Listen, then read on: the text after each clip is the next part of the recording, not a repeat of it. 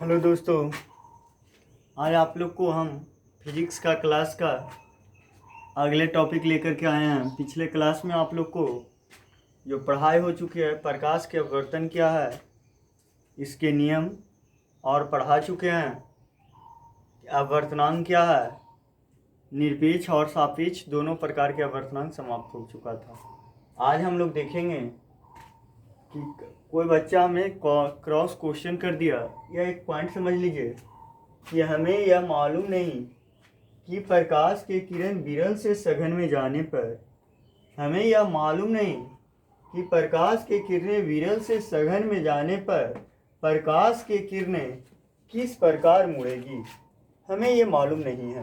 तो चलिए एक फिगर ड्रा करते हैं, क्योंकि जब भी समझना हो तो फिगर की सहायता लीजिएगा, 100% समझ में आ जाएगा।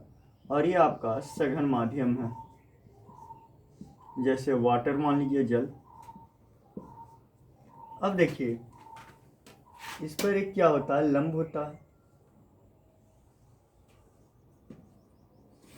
प्रकाश की किरणें मान लिया जाए कि इस प्रकार से आई और इसको जाना चाहिए था ये डॉट डॉट वाली लाइन पकड़ करके, लेकिन आप लोग जानते हैं प्रकाश के अपवर्तन क्या है। जब किसी पारदर्शी समांगी माध्यम से आ रही प्रकाश की किरणें दूसरे पारदर्शी समांगी माध्यम में प्रवेश करती है तो वह मूल पथ से विचलित हो जाती है। यही घटना प्रकाश के अपवर्तन कहलाता है। तो यह मूल पथ से विचलित दो प्रकार से हो सकता है, या तो इधर से चला जाएगा, ऊपर से निकल जाएगी, या नीचे से निकल जाएगी। तो मान लिया जाए कि यदि हम इसे भूल गए कि ऊपर से निकलेगी या नीचे से निकलेगी, है ना, तब इसके लिए क्या प्रोसेस है, क्या करना चाहिए, या कोई कह दे कि ये किन किन बातों पर निर्भर कर, कैसे हम समझेंगे कि ये किधर की ओर मुड़ेगी। आपने कह दिया सर कि ऊपर की ओर मुड़ेगी, अविलंब की ओर मुड़ेगी, अविलंब से दूर हटेगी, हम ये बात को कैसे मान लें। तो आज उसी पर एक पॉइंट लेकर के आया गया है। कुछ बच्चे ने पूछा था पिछले क्लासों में, तो यहाँ पे ये कोण को हम लोग आपतन कोण आई कहते हैं। तो आप लोग पढ़े हैं स्नेल के नियम से,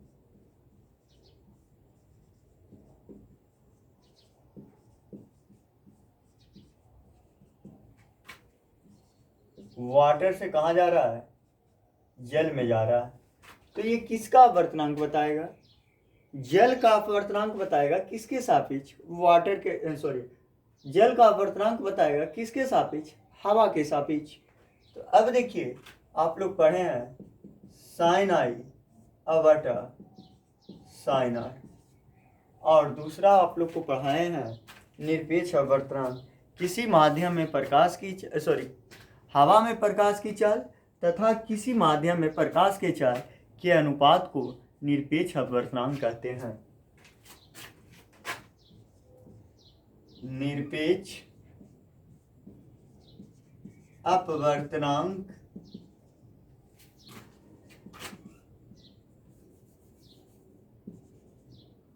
की परिभाषा से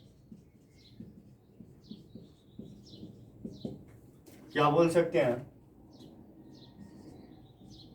म्यू डब्ल्यू बराबर आपको भी A Y V W equation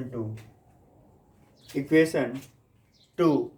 अब दोनों को जरा देख लीजिए, एयर म्यू डब्ल्यू और air mu water, air mu water और एयर म्यू डब्ल्यू दोनों का LHS इक्वल है, तो RHS भी इक्वल होना चाहिए। तो चूंकि साइन आई बटा साइन आर बराबर VA बटा VW, और आप लोग जानते हैं VA कहने का मतलब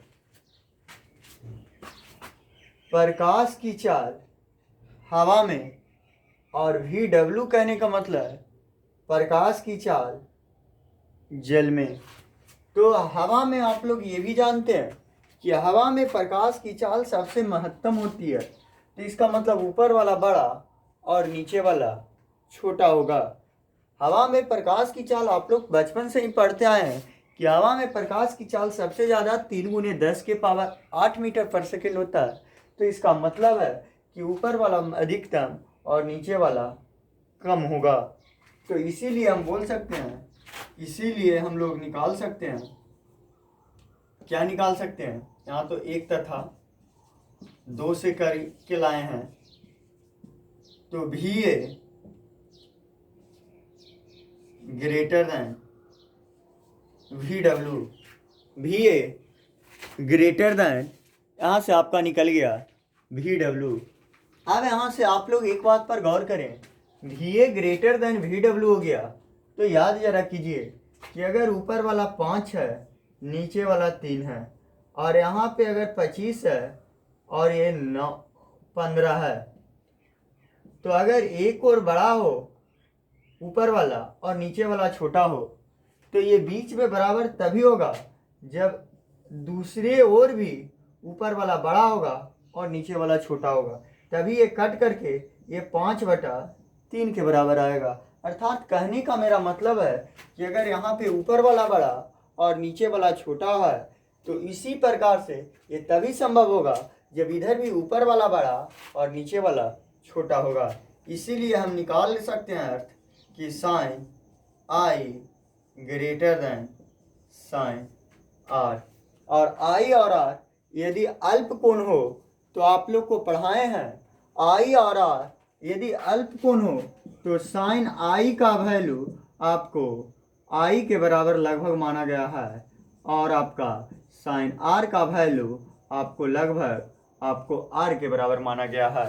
तो यहाँ से हम बोल सकते हैं कि I ग्रेटर देन हमारा क्या निकल गया R, अर्थात आपतन कोण बड़ा होगा और अपवर्तन कोण छोटा होगा।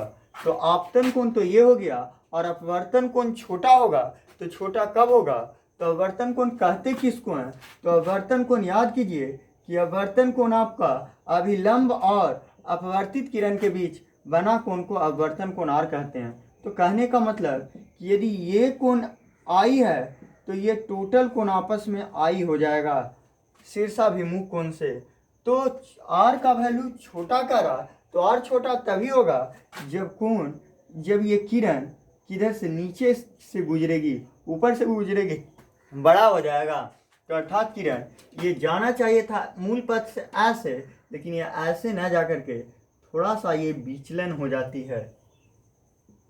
अर्थात कहने का मतलब कि I का मान छोटा हो जाता, I का मान बड़ा होगा और R का मान छोटा होगा। अर्थात कहने का मतलब ठेठ भाषा में, जब प्रकाश की किरण विरल से सघन में गुजरती है, तो यह अपने मूल पथ की ओर, यह मूल पथ से विचलित किधर की ओर हो जाती है, तो यह अभिलंब की ओर विचलित हो जाती है। ये क्या है, अभिलंब की ओर विचलित हो जाती है। तो याद रखिएगा, जब विरल से सघन में जाती है तो अभिलंब की ओर विचलित हो जाती है। अब प्रश्न ये उठता है, इसके लिए जिम्मेवार कारक कौन है, मूल पथ से विचलन होने के लिए जिम्मेवार कारक कौन है, तो मूल पथ से विचलन होने का जिम्मेवार कारक यही है। तो ये क्या है, प्रकाश की चाल। तो ये टॉपिक आपको पूर्णतः समझ में आ गया होगा, तो इसके नोट में लिख लीजिए। जब प्रकाश की किरणें प्रकाश के अपवर्तन की क्रिया में, प्रकाश के अपवर्तन की क्रिया में मूल पथ से विचलित होने में प्रमुख कारक प्रकाश की चाल है। चलिए इसका स्क्रीनशॉट ले लीजिएगा।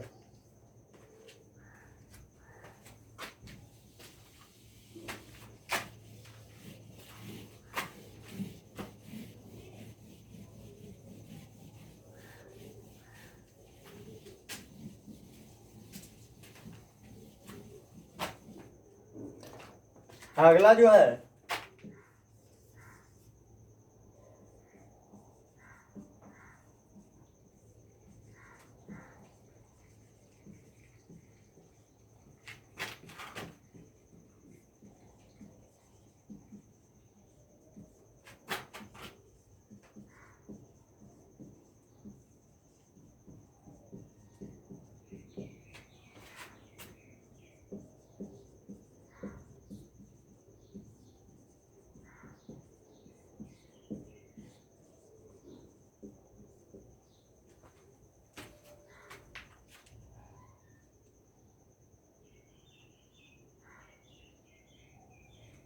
जब प्रकाश की किरणें लंबवत आपतित हो तो अपवर्तन कोण क्या होगा?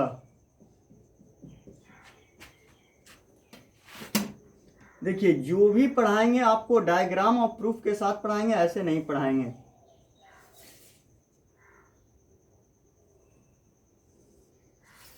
मान लिया जाए ये लंबवत आपतित हो गई है प्रकाश की किरणें 90 डिग्री पर, तो आपतन को अपवर्तन कोण पर क्या असर पड़ेगा? तो चलिए इस टॉपिक को जानेंगे। तो अर्थात चूंकि आपतित किरण लंबवत आपतित हुई है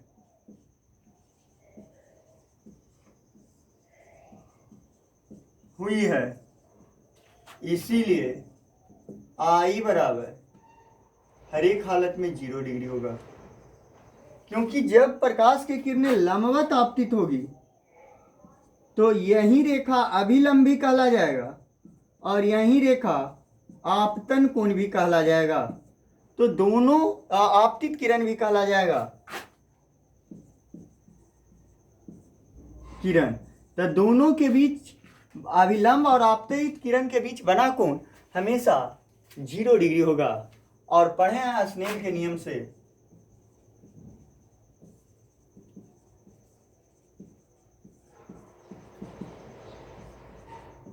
म्यू कहां से, एयर से कहां जा रहा है, वाटर में। मान लीजिए ये विरल है और ये क्या है, सघन है। ऊपर वाला को हम एयर मान लेते हैं, हवा, और नीचे वाला को जल मान लेते हैं। तो ये क्या हो जाएगा, साइन आई बटा sine R, air mu W बराबर साइन आई का वैल्यू 0 बटा sine R, air mu W into sine R equal to sine 0 degree का वैल्यू आपका 0 आ जाएगी। तो अब देखिए ये आपको कौन अपवर्तनांक है, निरपेक्ष अपवर्तनांक। तो निरपेक्ष अपवर्तनांक में आप लोग को पढ़ाए थे, याद कीजिएगा, ये आपको निरपेक्ष अपवर्तनांक पढ़ाए थे कि निरपेक्ष अपवर्तनांक जो होती है बाबू, वो आपको निरपेक्ष अपवर्तनांक भी ए बाई भी जी हो जाएगा, भी आपको डब्ल्यू हो जाएगा। तो कहने का मतलब ये ऊपर वाला बड़ा होगा और नीचे वाला छोटा होगा, तो म्यू का जो वैल्यू हो जाएगा, ए म्यू डब्ल्यू का वैल्यू वो हमेशा 1 होगा या 1 से बड़ा होगा, कभी भी 1 से आपका छोटा नहीं हो सकता। कब, जब निरपेक्ष अपवर्तनांक की बात करें, ध्यान देना है, जब निरपेक्ष अपवर्तनांक की बात करेंगे तब। और निरपेक्ष अपवर्तनांक कैसे पता लगेगा, तो अगर आपतन कोण विरल में बन रहा हो और अपवर्तन कोण सघन में बन रहा हो, तो वह हर हालत में वह निरपेक्ष अपवर्तनांक को बतला रहा है, वह निरपेक्ष अपवर्तनांक को बतला रहा है। तो आपतन कोण यहाँ भी देख लीजिए कि विरल में बना रहे हैं और अपवर्तन कोण सघन में बना रहे हैं। तो उस स्थिति में उस स्थिति में जो अपवर्तनांक का वैल्यू होगा वह 1 या 1 से बड़ा होगा, 1 से कम कभी नहीं हो सकता। तो 1 से कम नहीं होगा तो इसका वैल्यू तो कभी 0 के बराबर संभव नहीं है, अर्थात A mu W not equal to 0। इसीलिए अगर ये नॉट इक्वल टू 0 हो गया और ये टोटल का वैल्यू 0 तभी संभव होगा जब इसका मान 0 हो जाए। तो साइन आर इक्वल टू 0, नहीं तो ये कथन गलत हो जाएगी। तो आर बराबर यहाँ से के डिग्री निकल गया 0 डिग्री। अर्थात 0 कहने का मतलब कि जो रेखा अभिलंब रेखा, वही रेखा आपका कौन रेखा हो जाएगा, अपवर्तित रेखा हो जाएगी। अर्थात जब प्रकाश की किरणें लंबवत पड़ती है, लंबवत आपतित होती है, तो वह बिना परावर्तन, बिना विचलित हुए सीधे निकल जाती है। इससे तो यही साबित हुआ, क्योंकि आपतन कोण आई का भी वैल्यू था, आई बराबर 0 था, तो अपवर्तन कोण का भी वैल्यू आपको 0 के बराबर आ रहा था। तो नोट करके लिखिए नीचे, जब प्रकाश की किरणें जब प्रकाश की किरणें लंबवत आपतित होती है, लंबवत आपतित होती है, तो अपवर्तन के क्रिया के बाद, अपवर्तन के क्रिया के बाद वह अपने मूल पथ में कोई विचलन नहीं करता, कोई विचलन नहीं करता। अगला जो आप टॉपिक है वो आपको पढ़ाना है कि प्रकाश के उत्कर्मण्यता का सिद्धांत क्या है, वो हम लोग अगले क्लास में देखेंगे। और आज तो आपको बुधवार हो गया, कल से आपको ऑल पेपर का क्लास दिया जाएगा, उसके लिए आपको हड़बड़ाने की आवश्यकता नहीं है। और हम तो यही कहेंगे कि जब तक ऑनलाइन चल रहा है मन से पढ़िए, क्लास से भी ज़्यादा मन लगाइए, क्योंकि आपका खुलने वाला फ़िलहाल अभी नहीं है। थैंक यू, आज के लिए इतना ही।